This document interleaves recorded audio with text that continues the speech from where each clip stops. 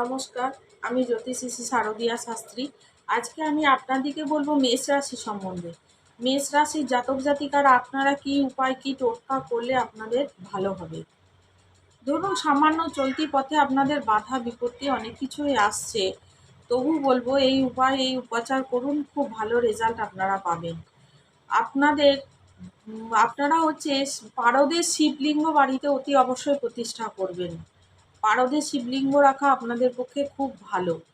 আর পারদে শিবলিঙ্গ প্রতিষ্ঠা তো অতি অবশ্যই করবেন, তার সঙ্গে শিবের গায়ত্রী মন্ত্র পাঠ করবেন।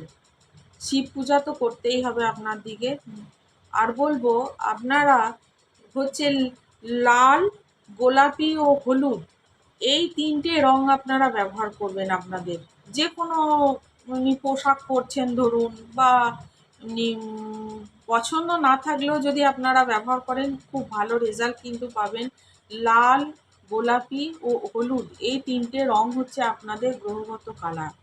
আপনাদের যে মেষ রাশির যে সেই হিসাবে আমি বলছি, মেষ রাশির যারা জাতক জাতিকা আছেন তারা এই কালার ব্যবহার করুন, খুব ভালো ফল আপনারা পাবেন।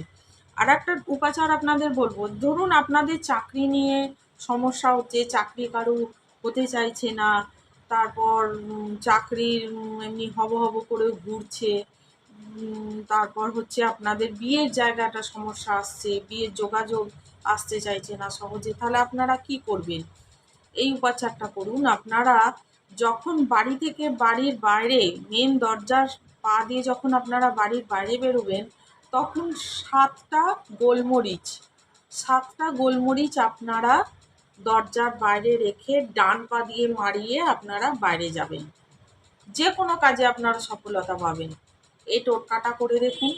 আর বলবো আপনাদেরকে 3টি গ্রহের মন্ত্র আপনাদেরকে আমি জপ করতে বলবো। 3টি গ্রহ কি কি? সেটা হচ্ছে রবি, বৃহস্পতি ও মঙ্গল। রবি, বৃহস্পতি ও মঙ্গল এই 3টি গ্রহের মন্ত্র অতি অবশ্যই আপনারা জপ করুন, খুব ভালো রেজাল্ট আপনারা পাবেন। আর যদি আপনারা আমার সঙ্গে যোগাযোগ করতে চান, যাদের জন্মছক বিচার করাতে চান, অতি অবশ্যই আমার সঙ্গে যোগাযোগ করতে পারেন।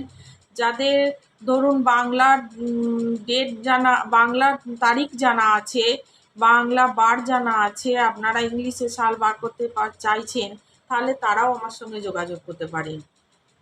আজ এই পর্যন্ত, নমস্কার।